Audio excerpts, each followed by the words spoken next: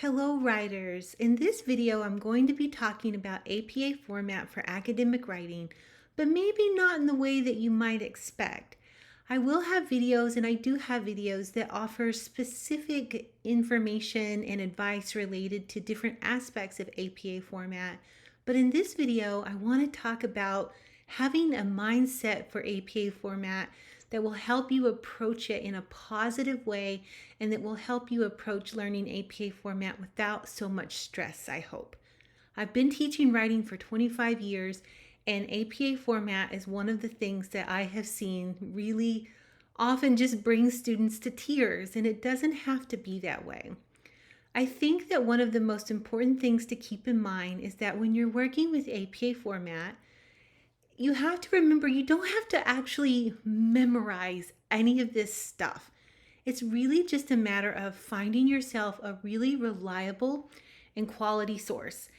If you are a graduate student, I recommend that you really take the time and go ahead and invest in the APA manual, the 7th edition.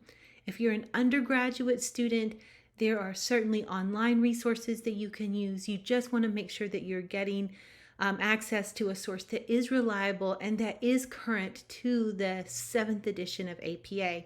So you can check out the Purdue Online Writing Lab, the Excelsior College Online Writing Lab, but also the APA has a website that supports its formatting style.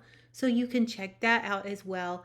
And I will post the links to these resources in the description of this video. But I also wanted to talk to you about how you can really approach your use of it in a way that is not going to be so stressful, because we don't want anyone crying when it comes to writing. Sometimes writing will make you cry, but we don't want you crying if we can help it. And APA format can actually be quite comforting. And that is something that I have found in my own writing. So the first thing I want to do, of course, is emphasize that you don't have to memorize it. You just find a reliable source, and then you have to make yourself understand that it's going to take some time in order to use it correctly, because you have to look up the examples of what you're working with. So with the first time you're using it, you'll have to look up an example of what the margins look like, what the line spacing looks like, what your in-text citations should look like, and then of course even what the basic references page should look like. After you've used APA for a while, it'll be more specific things that you have to look up. Like, how do I format a book in my references page versus how do I format a journal article in my references page? But having an understanding that it's going to be time consuming, especially at first, and that you do have to devote some time to looking things up, I think is probably the first critical step to doing well with APA format. So many of my students are so rushed and they just don't want to take the time to do it, or maybe they don't feel like they can take the time to do it, but it is necessary. So just establishing some time for yourself as a writer to get comfortable with APA is going to save you time in the long run. And then also making sure that you have a good resource that you are comfortable with, that you know is accurate, so that you can continually go back to that same resource. You'll start to feel more comfortable. This is where I find things at this resource. So that's my number one tip related to working with APA format. Number two, I think understanding that there is actually some comfort to be had in being told exactly what to do when it comes to writing. Writing is so rhetorical. It's so situational. I have students all the time ask me, well, what's the right way to do this? Well, there is no right way.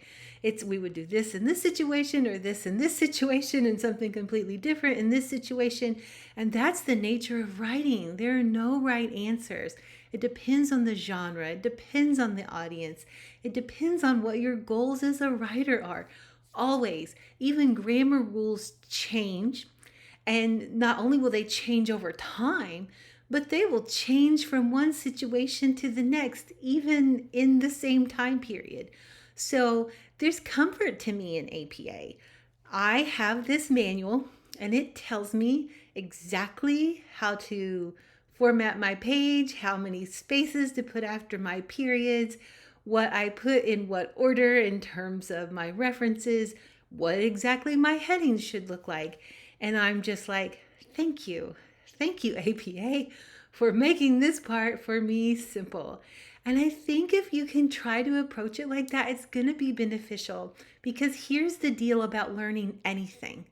If you can find a way to have a more positive attitude about whatever it is you're learning, you're going to learn it better.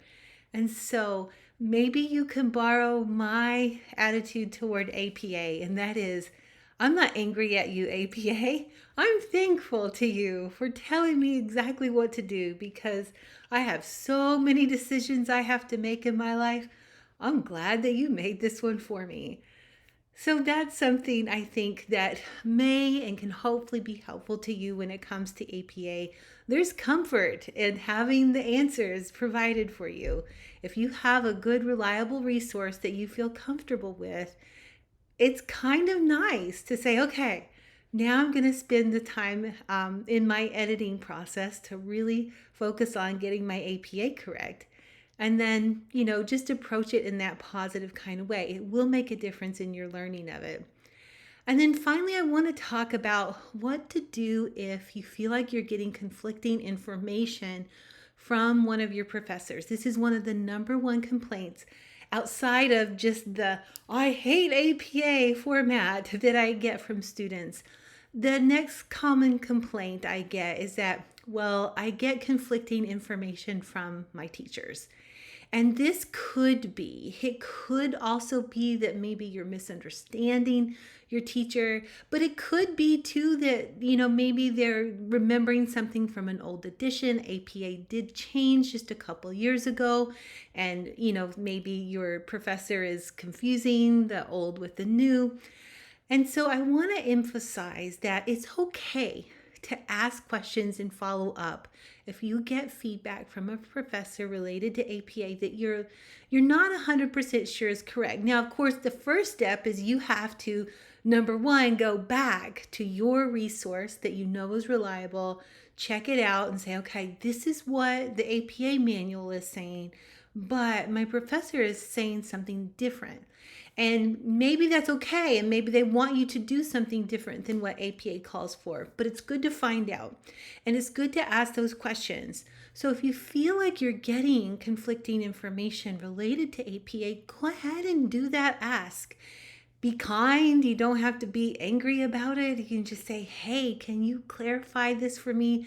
I found this on page blah, blah, blah of the APA manual, and I was trying to model that.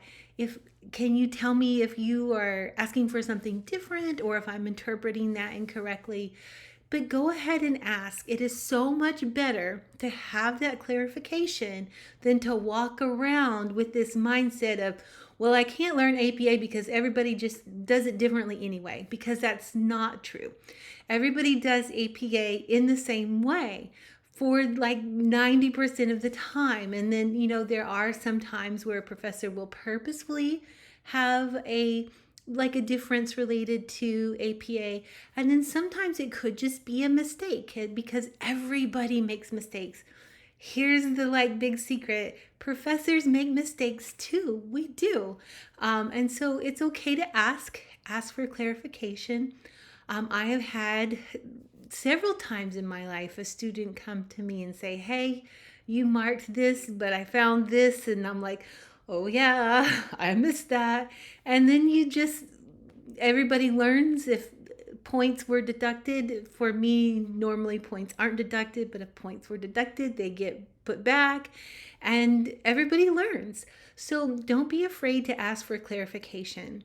But I think overall, I just want to emphasize that APA is something that is really meant to be helpful. The newest edition of APA 7, is much simpler and much more, I think, user-friendly than previous editions. The American Psychological Association, I think, has worked hard to really simplify lots of specific aspects of APA format. And I guess I would say this, just try to find a way. Try to find a way to find some joy in it, because if you can, you're going to see that you learn it a whole lot better. Thanks for listening.